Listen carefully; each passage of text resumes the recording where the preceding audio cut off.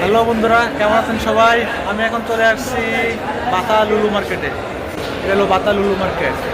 এটা হলো সবচেয়ে সুন্দর একটি মার্কেট। এখানে আমরা আসছি এখন ঘুরতে। আমরা এখন এখানে ঘুরবো, তারপর পার্কে যাবো আপনাদেরকে সাথে নিয়ে।